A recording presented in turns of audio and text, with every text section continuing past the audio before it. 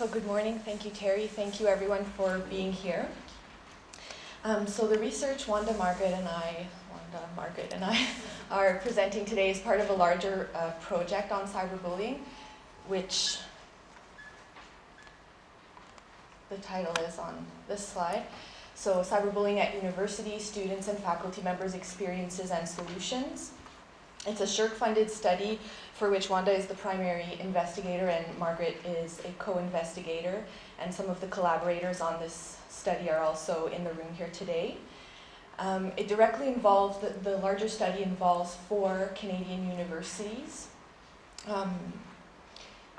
one top-ranked university, 2 comprehensive research universities, 1 primarily undergraduate university. 2 of them are in BC, 1 in the Prairies, 1 in Eastern Canada, with student populations ranging between 10,000 and 40,000 students.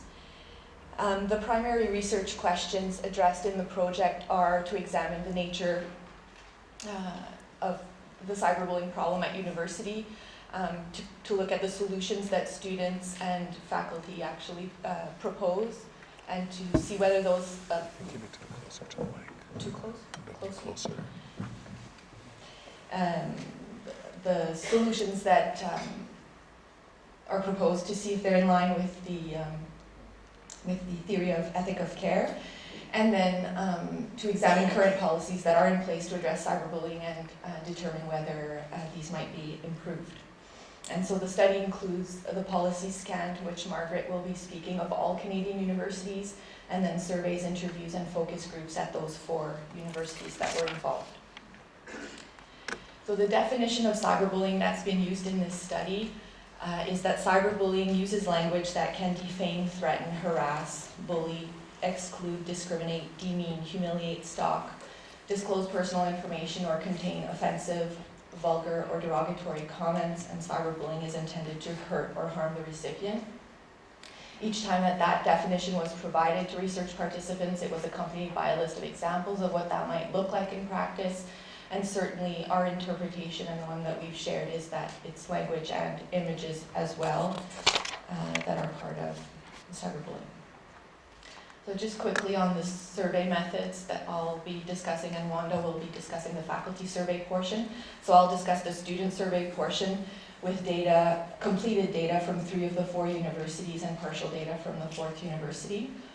The surveys were circulated online through various groups at each of the universities to gain maximum exposure, and were fairly lengthy surveys. There might be some people in the room who have completed those surveys.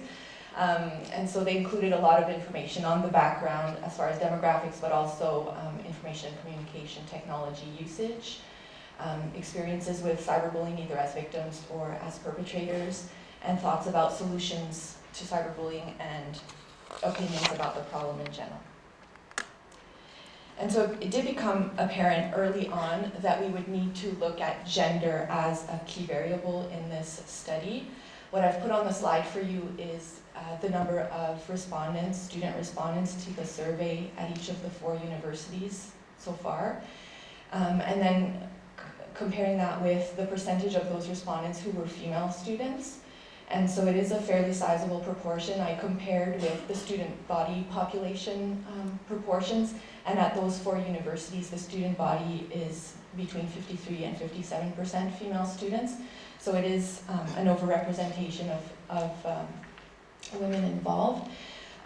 We also asked the survey participants whether they'd be willing to participate in focus groups or be interviewed individually, and again, very strong overrepresentation of women. All faculty interview respondents were women, and the large majority of student focus group participants were women, and I won't draw attention to the gender proportion in the room, but I think the trend is there as well. So, next slide. Okay, so the findings, we did, just compare the other demographic variables that we did have to work with to see whether anything besides gender stood out. And the profile of the male respondents and female respondents were quite similar in terms of both demographics and academics. ICT usage as well, so the majority of the respondents spend about 1 or 2 hours or less per day online for their university coursework. and the majority spend 3 or more hours online per day for their leisure purposes during their free time, including a 10% group who spend 6 or more hours just for leisure purposes. The most common online activities engaged in by almost everyone were email and schoolwork, and then entertainment, news, and Facebook were the most prevalent. 85% of respondents, student respondents at all 4 universities have a Facebook account. So, okay, so the respondents were asked the question of victimization by cyberbullying, whether based on the definition that we provided, they had experienced cyberbullying in the last 12 months from a friend or acquaintance at the university, and or from someone they did not know, and or from a faculty member, which was including teaching assistants and tutor markers. And the overall prevalence among the 3 universities for which we have complete data, including any of those 3 sources of the cyberbullying, was 22%. 22% of the survey respondents who had experienced cyberbullying in the last 12 months. Now what I've put on the slide is a sort of gender breakdown. University A, male compared to female, University B, male compared to female. And so there are 3 things I think to notice on that table. The first one is that for those first 3 universities, female students are much more likely to experience cyberbullying from a friend or acquaintance at the university than from someone they don't know or a faculty member. They're more likely to experience that also than male students are.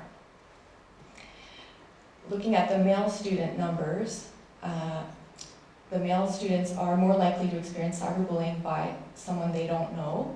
So they're more likely to experience that than cyberbullying by a friend or acquaintance, and they're more likely to experience that than the female students are.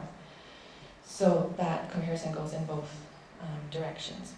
We did also ask about perpetration, whether they had engaged in cyberbullying someone else in the last 12 months, and the overall prevalence for that was about 5%. Not very much in terms of gender differences emerged there, except at University A there was a much higher likelihood among the male students to admit that they had engaged in that behavior.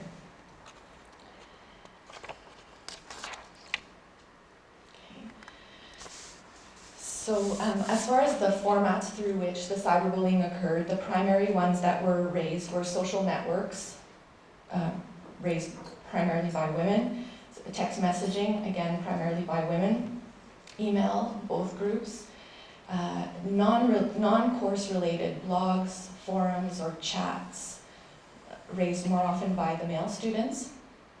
And I'll just note that that would be one of the primary anonymous ways of cyberbullying. And then the 5th was YouTube as a primary format through which the cyberbullying that had been experienced had occurred. Among those students who knew the person who was cyberbullying them, same gender cyberbullying was the most common, and female respondents were more likely to report that the person who had cyberbullied them was someone who they thought was supposed to be a friend. The main reasons that were given for the cyberbullying, why they thought it had happened or why they were engaging in it, were interpersonal problems. The second rated answer was don't know why. Physical appearance, other, which included items such as differences of opinion, differences of beliefs, cyberbullying being part of an online game, or that it was meant as a joke. Females also cited their gender as a top reason for which they had been cyberbullied, and male students cited ethnicity as a top reason. And then we asked about the intent among those who had engaged in cyberbullying, what the intent was, and then insulting was by far the most commonly raised answer. But among the male students, there were also some more aggressive intents like humiliating, embarrassing, intimidating, and threatening, which did not come out so much in the female student surveys.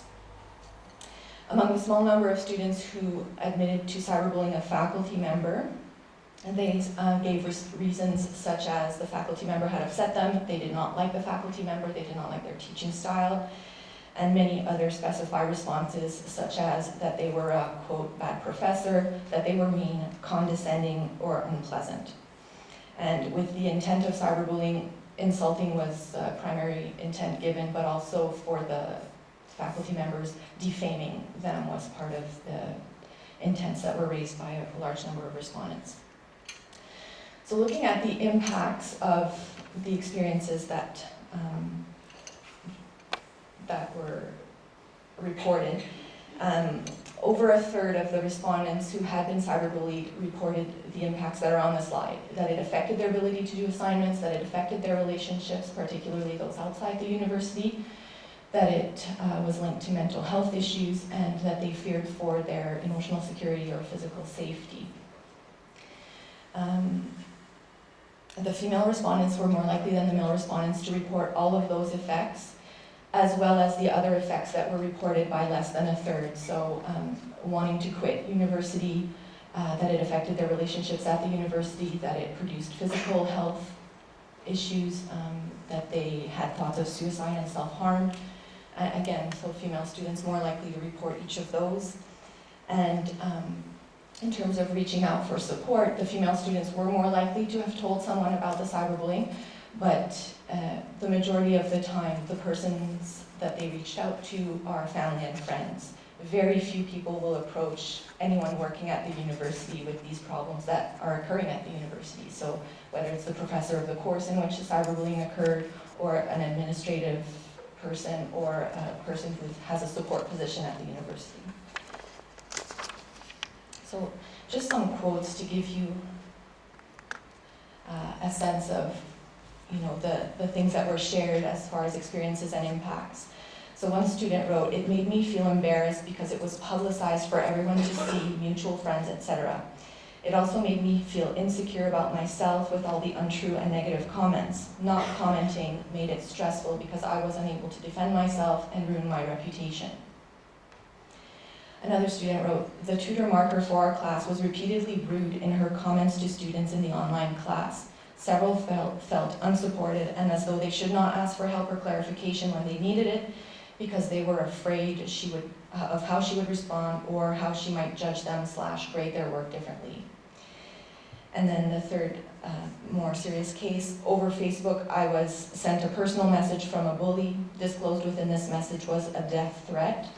They threatened that if I didn't stop coming to school and being who I was, that they were going to kill me. It was the scariest time of my life, of my entire life."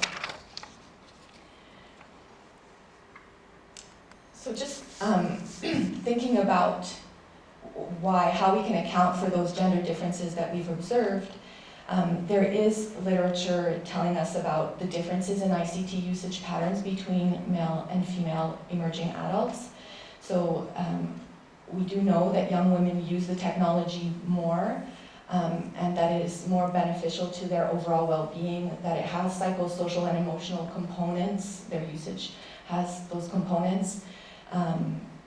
Even among heavy internet users, heavy internet use of 30 hours plus per week does not necessarily detract from young women's well-being, whereas the same is not true for young men because of the different types of usage.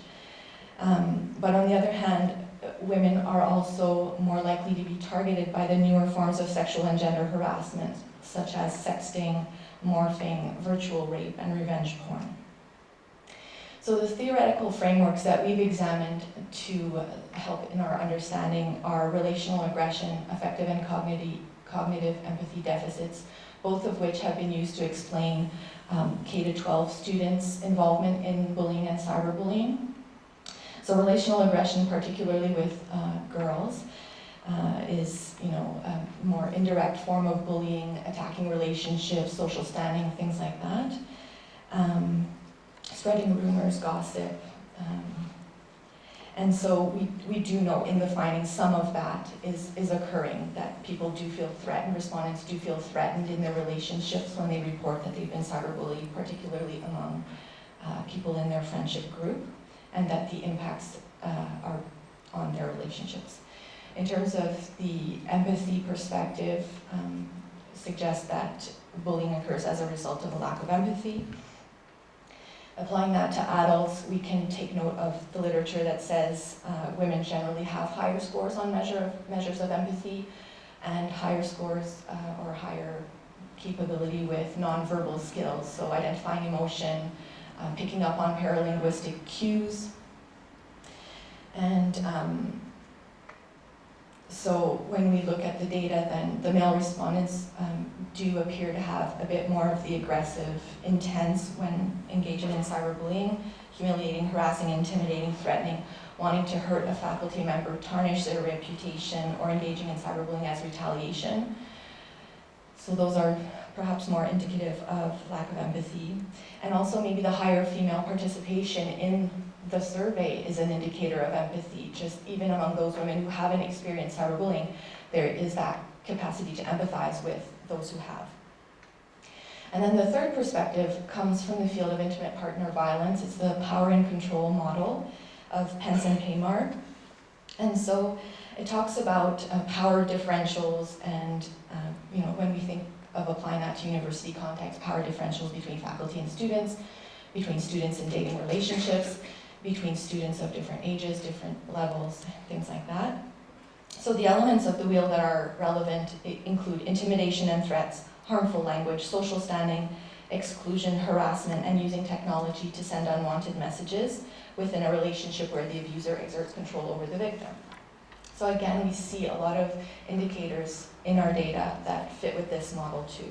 So talking about reasons for cyberbullying like physical appearance, gender, and ethnicity, those are power dynamics. Talking about intentions such as insulting, defaming, humiliating, harassing, threatening, spreading rumors, those are linked.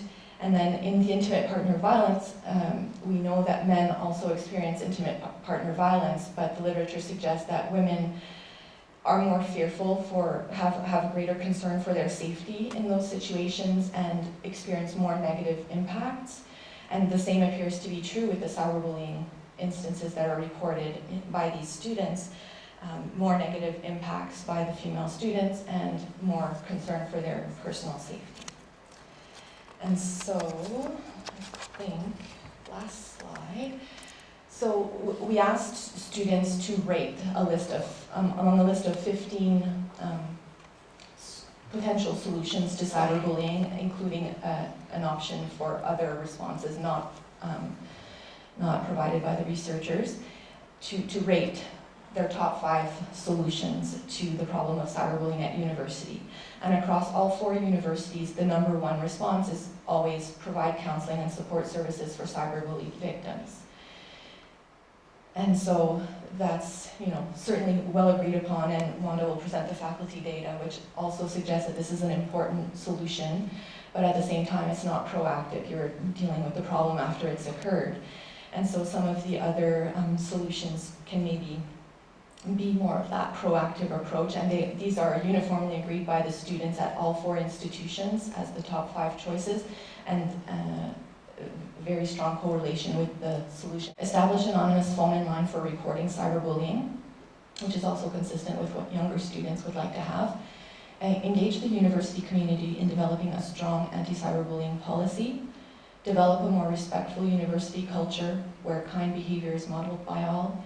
And suspend or expel students who participate in cyberbullying. And so particularly the policy piece and the respectful culture, university culture piece, are the 2 that stand out as top responses across the board that are more proactive, that are something we can do sort of ahead of the problem.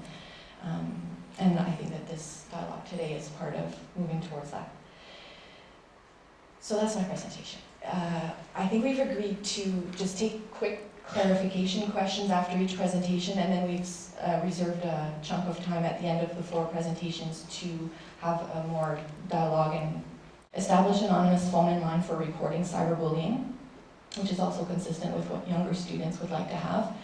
Engage the university community in developing a strong anti-cyberbullying policy.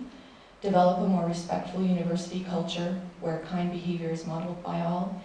And suspend or expel students who participate in cyberbullying. And so particularly the policy piece and the respectful culture, university culture piece, are the 2 that stand out as top responses across the board that are more proactive, that are something we can do sort of ahead of the problem. And I think that this dialogue today is part of moving towards that.